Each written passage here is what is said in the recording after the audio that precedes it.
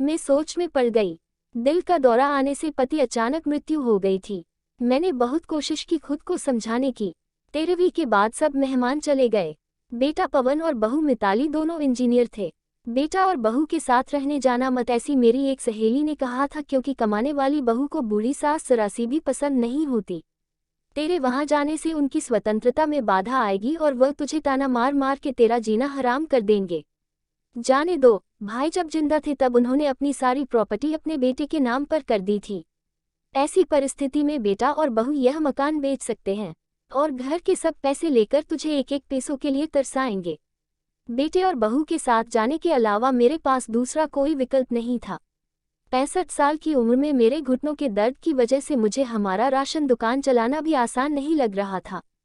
13वीं का पूरा खर्च बेटे ने उठाया, पर छोटे मोटे खर्च के लिए बेटे के सामने हाथ फैलाना मुझे पसंद नहीं था और हमने बचाए हुए थोड़े पैसे मुझसे खर्च हो गए थे।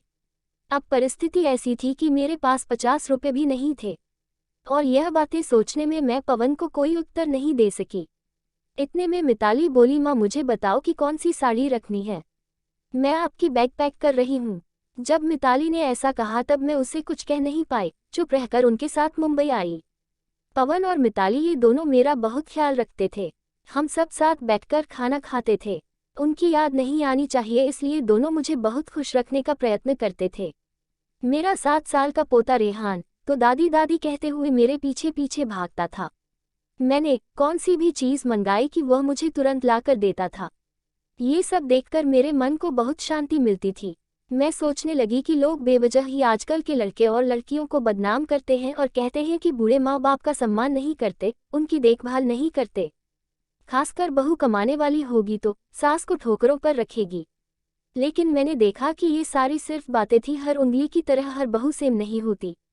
आज सब ने बाहर घूमने का प्लान बनाया था।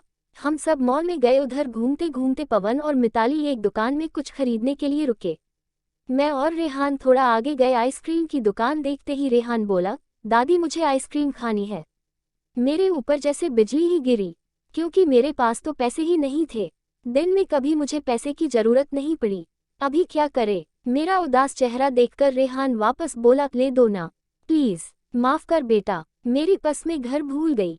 मेरे ऐसे बोलते ही रेहान मेरी तरफ एक अलग नज़रों से देखने लगा। उसको लगा कि आइसक्रीम लेनी नहीं है, इसलिए दादी बहाने बना रही है। पर मैं क्या कर सकती थी, मुझे खुद ही शर्मा रही थी। मैं कैसी दादी हूँ जो अपने पोते को आइसक्रीम भी नहीं लेके दे सकती। हमने बाहर ही खाना खाया। मिताली ने मेरे पसंद की काजू मसाले की सब्जी ऑर्डर की थी, पर मुझे वह पसंद नहीं आ रही थी। घर आने के बाद सब ने थोड़ी देर टीवी देखी।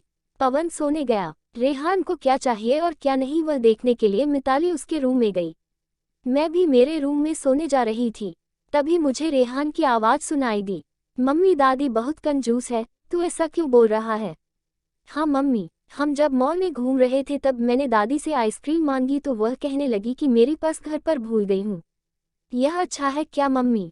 कंजूस दादी, रेहान क्या है, दादी के बारे में ऐसे बोलने से पहले तुमने सोचा नहीं क्या। तेरी दादी इस वक्त कितनी दुखी है तू समझ नहीं सकता, दादी को कितना दुख है। बेटा, दादी और दादाजी गांव साथ रहते थे, तभी अचानक दादाजी हम सबको हमेशा के लिए छोड़कर चले गए।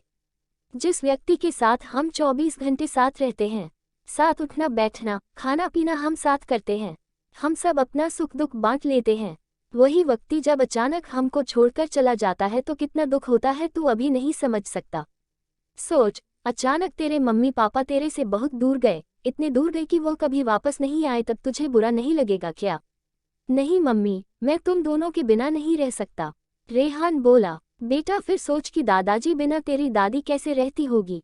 ऐसी परिस्थिति में वह अपना पस घर भूल गई होगी।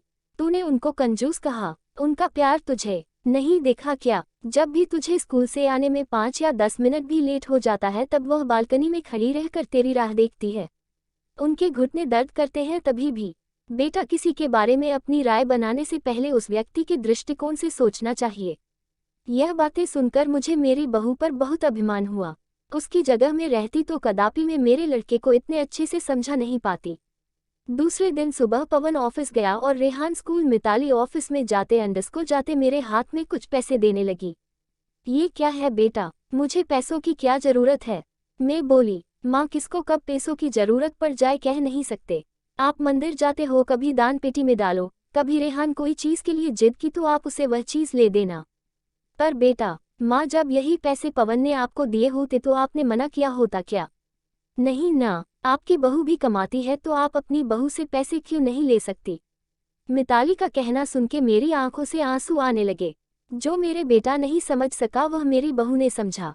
मेरी बहू जैसी बहू सबको मिले। मैंने भगवान से प्रार्थना की ऐसी बहू मुझे हर जन्म मिले। लोग बिना कारण कुछ कमाती बहुओं का दुर्व्यवहार देखकर सब कमाती हुई बहुओं को दोष देते हैं। कुछ बहुएं मिताली जैसी समझदार, सुलझी और बड़ों का आदर करने वाली होती है।